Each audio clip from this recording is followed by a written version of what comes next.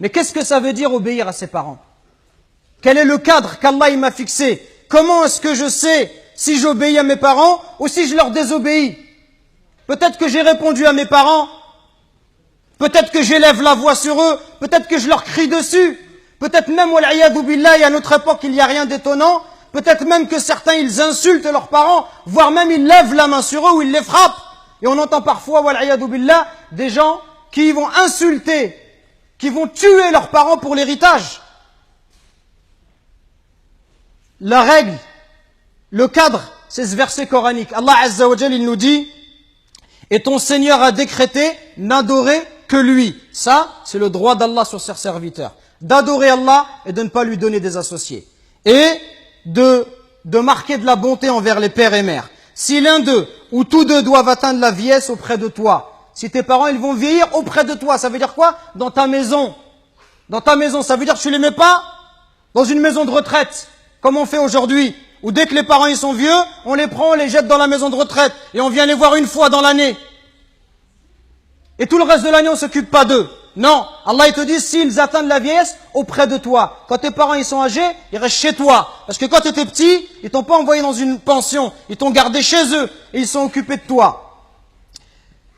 S'ils atteignent la vieillesse, ne leur fais point fi, ne leur dis pas pff. Ça, juste le fait de dire mes frères et sœurs. Comprenez bien ce qu'Allah il nous demande. Le simple fait de dire à son père, pff, ça c'est interdit. Que dire de celui qui se plaint et qui dit à son père ou à sa mère, tu comprends rien, mais c'est toujours pareil avec toi, mais ceci, mais cela. Allah il t'a interdit de juste dire pff. Et ne les brusque pas, mais adresse-leur des paroles respectueuses. Et par miséricorde, abaisse pour eux l'aile de l'humilité et dis, invoque pour tes parents, ô mon Seigneur, fais-leur à tout de miséricorde, comme ils m'ont élevé tout petit. Et il n'y a que lorsque tu seras toi-même un père de famille, ou lorsque tu seras ma sœur, une maman, que tu vas comprendre la valeur de ta mère et de ton père.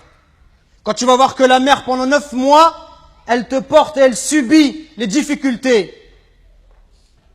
Elle subit des coups de ta part. Que lorsque tu nais, le jour où Allah t'a mis au monde, ce jour-là, ta mère, elle a l'impression qu'elle allait mourir, tellement les douleurs, elles sont intenses. Et les hommes, on ne sait pas de quoi on parle quand on parle de cela. Il n'y a qu'une femme qui peut l'expliquer. Quand ta mère, pendant 2 ans, elle t'a allaité, elle dormait pas la nuit. Pendant 2 ans, tu lui as perturbé son sommeil. Quand tes parents, à 4 heures du matin, ils sont levés pour aller travailler, pour t'acheter des vêtements. Quand lorsque tu es malade, ta mère, elle trouve pas le sommeil. Même quand tu as 30 ou 40 ans, si tu rentres à 1 heure du matin, ta mère, elle t'attend encore pour demander de tes nouvelles ou pour te préparer à manger. Qui va se comporter avec toi si c'est pas ta mère et ton père? Qui va se comporter comme ça avec toi? Et nous, on est gentils avec nos copains. À n'importe quelle heure, on répond à l'appel de nos amis qui nous demandent de l'aide, on les aide. Mais est-ce qu'on aide nos parents? Est-ce qu'on est à leur écoute? Est-ce qu'on leur donne du temps? Est-ce qu'on leur montre du respect?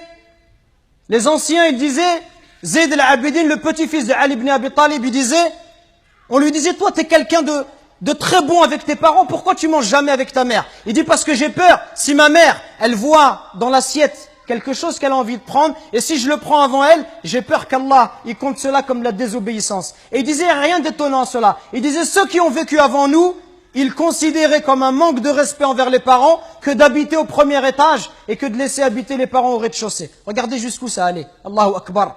Le simple fait d'être au-dessus de sa mère, au premier étage, sa mère au rez-de-chaussée, ils considéraient ça comme un manque de respect.